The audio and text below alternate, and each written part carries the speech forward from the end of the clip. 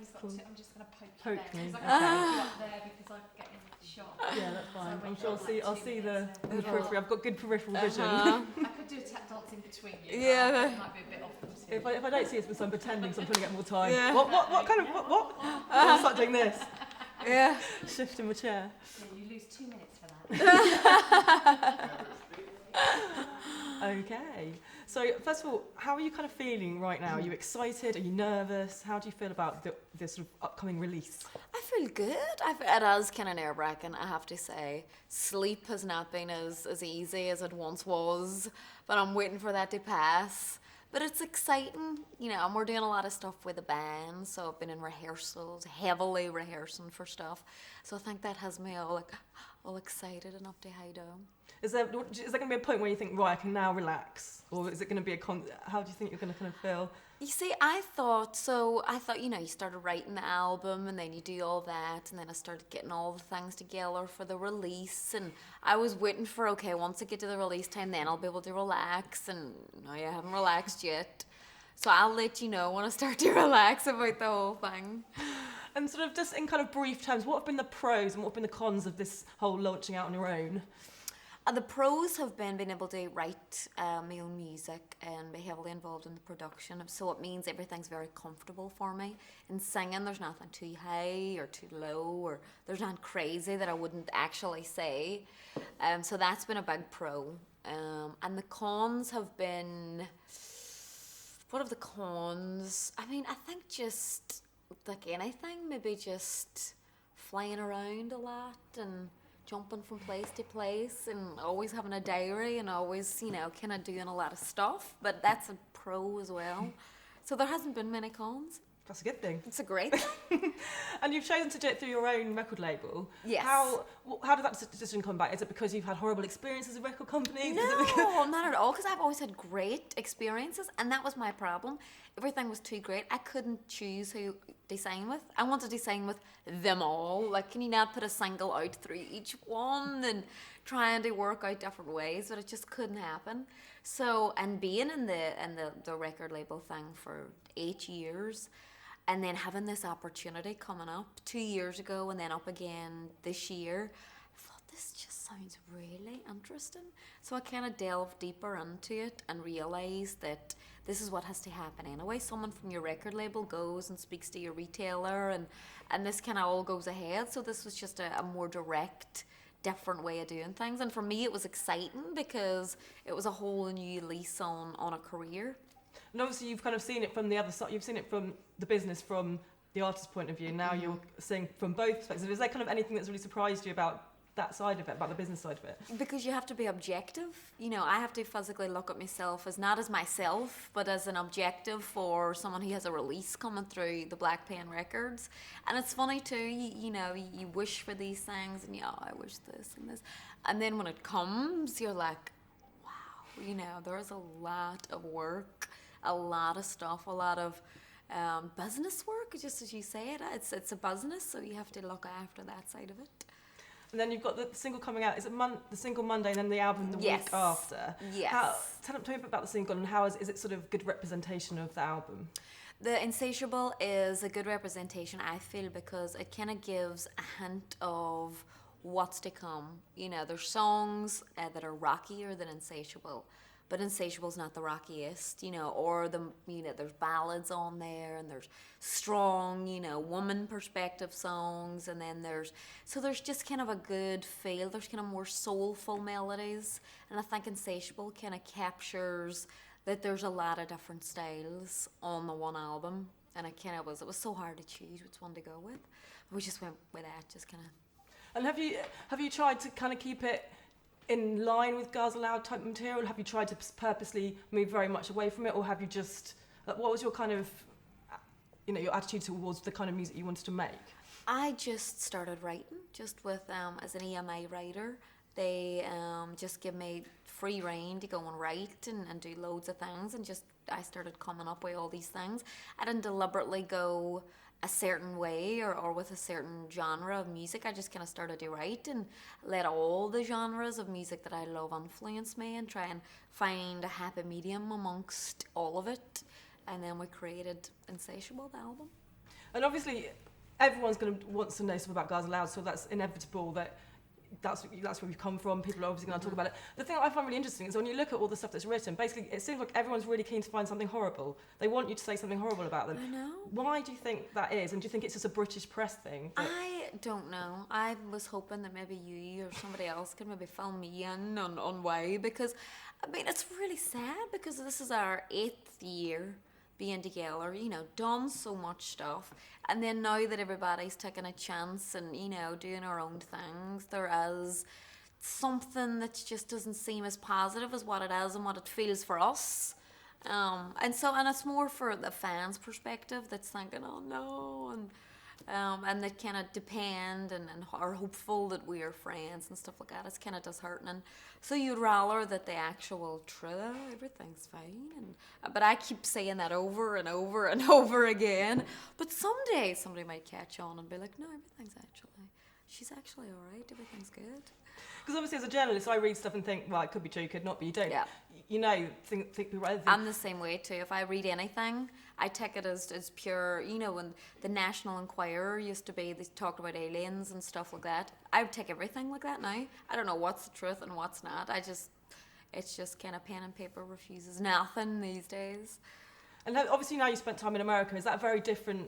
Is the way the press work out there very different? And also, has being in America, do you think, influenced your style at all in the way you've approached this album?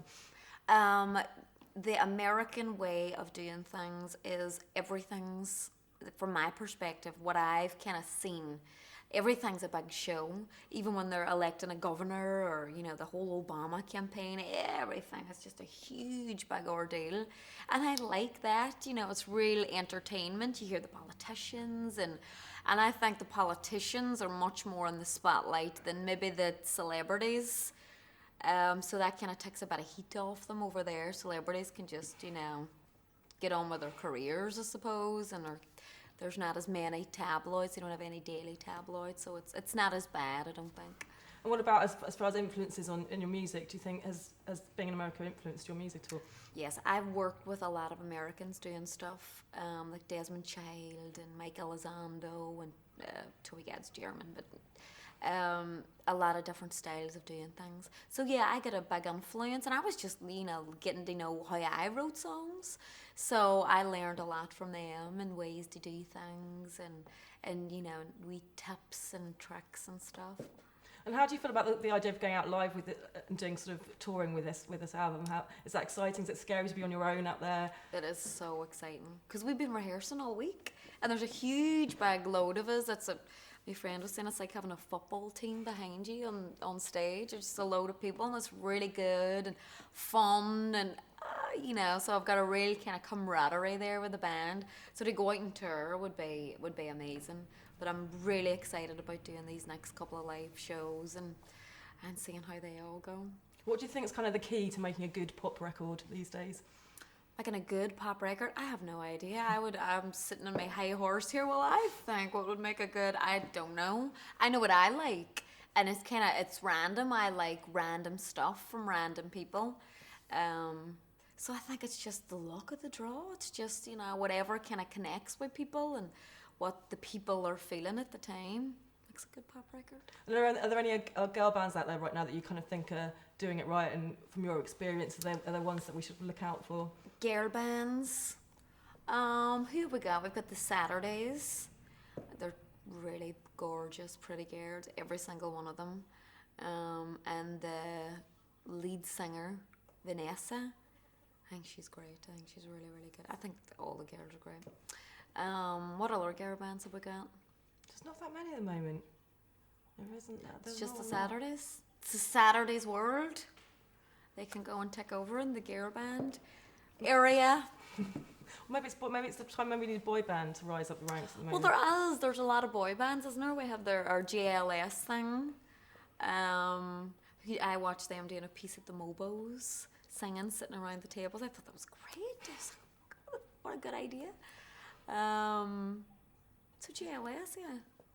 And what about sort of style-wise? Obviously, when you're within a band, you have to kind of fit into a certain category within the band, or you have to have a style. Have you now been able to really kind of explode and do your own? Have you moved your style in a completely different direction for the album? Have you sort of have you thought about that a lot, or how's that kind of worked? Style wise just came. I'm not one of those people that buys all the magazines and follows trends and stuff like that. And anytime I have followed a trend, then you look at it the next month and you're thinking, why did I do that? Why? So I tend to dress for my shape, because I doubt a woman's shape is going to change over the next 100 years or whatever. So I try to keep it simple and to my shape and things that are flattering, and hope that kind of is stylish. So I didn't think about style too much. What do you kind of think when you look back at the early days and you see pictures now? Is there certain pictures that fill you with dread? Horror, absolute horror. But it's when you're 16, 17, 18, what was I thinking? And then we went through a stage where we just were so busy working that we couldn't be bothered to do any makeup or hair. We're like, no, we just go, we just throw ourselves together and go. And then you look back at stuff and you think, why did I do that? And what you at home? Do you get your trackies on? How you look like you're glamorous all the time. I'm a robe girl. I like a nice robe, a bathrobe. And something, just a bathrobe I like to have on at home. As soon as I get in, I can tie my hair up because I'll probably be cooking, doing something where I'll need my hair to be tied up. There was a lot of talk in the video about, because there's a lot of costume changes that go on in that video, and there was also the whole story about the fact that it was banned because it was too raunchy. Is that or was it? I didn't think that was actually true. No, you're right on that one. Yes, absolutely. It wasn't banned for that. It was because it moved too quick. So it was for epilepsy. Anybody with light sensitivity couldn't watch it, and you wouldn't want that. Just an epidemic of just like the video moving too fast and just too much pressure. So it was better, and we'll slow it down. So that's what it was. But a much cooler story that it was too much cooler. I mean, I thought when people see the actual video, they're going to be terribly disappointed. They're going to be thinking, is there scenes cut out? They'll be looking for the unedited version. Yeah, and it's just faster. And are there any other tracks in the album that you're particularly proud of? Is there any standout tracks for you? It goes day by day. Like, now that we're doing it live, we can really get a sense for stuff that's coming together live. Put Your Hands Up. The song sounds great live because we've got all the live brass and stuff there. Running sounds great because, again, we've got a live, and I sang different lyrics live than what's on the record. Hum Like a Man, How Do You Yet? Sounds really good because it's so dramatic. It's the whole, big note thing. We're going to have a waterfall of fireworks and stuff. And so those are my top three right now. On rotation. On rotation, and then I do something else, like another song called Lullaby. We just started to do, or another song called Rumors that we just started to do. And once we've got them tighter, we're doing it live, then they might creep ahead. It's a daily moving process. And what's your kind of favourite bit of the process? Is it the writing, the recording, the performing, talking about it? What kind of bit? What would you say is your favourite part? I really enjoyed the writing part. Really, truthfully, really enjoyed it because it was just sitting down talking, like you or I am now, but then we just write a song and somebody plays music and then you leave at the end of the day with a song in your hand and then you can listen to it and think about what you want to change or lyrics or, love with it for a while. And I just found that whole process to be fascinating, how things can happen. And from across the world, vocals and guitar parts and drum parts can kind of be all sent over through the internet. I find that fascinating. So are you someone who kind of sits down and you can say, right, it's a writing day, so I'm going to go and sit and do some writing, or do you kind of get inspiration suddenly when you're in the bath or on the bus? You know what I mean? How does your kind of process work for you? A bit of both. It goes between, sometimes if I'm in the car, a lot of the times in the car, when you drift off and you start thinking about stuff. And then I would write it down somewhere. Always have to have like a pen and paper around. Cause sometimes I use my iPhone, but it's just not the same. Because you need to know if you went up on a note or down. So it's kind of like words with hieroglyphics writing all over it that only I can understand. And then when I go to an actual writing day, then I have all these ideas of stuff that have came in cars or, planes or baths or wherever it may have been. I like the idea you come with a little notepad with all your ideas in it. Yeah. And that's it, sit down. Yeah, and people are like, "You're so old school. You come with a pen and paper," or people come with their Macs or their iPads, and I'm a pen and paper, a composition book. But that's how I do it. That's the only way I can do it. It's more nerve-wracking anyway. If it's inside something, you don't know whether it's actually in there. I think if I've got something on my phone, I always rather have it on a piece of paper. Yeah. You know it's there. You can see it. Because I did have a bad experience one time in Stockholm. I had rewritten the second verse of "Put Your Hands Up," and I had rewritten it on my iPhone on the notes section. And I got there, I had no adapters to Swedish, plugs. It's an American phone, and I thought, what am I going to do? I couldn't remember a thing about what I had written. So I was trying to blag it out for a while until we got a charger and get it all charged up, and it all worked out fine, thankfully. The moral of that is pen and paper. Stick with Pen that. and paper Yeah. works, yes. Well, thank you very much. It's lovely to you meet very you. much. Lovely to meet you Thank too. you. Yeah, I've had too many horror stories on email.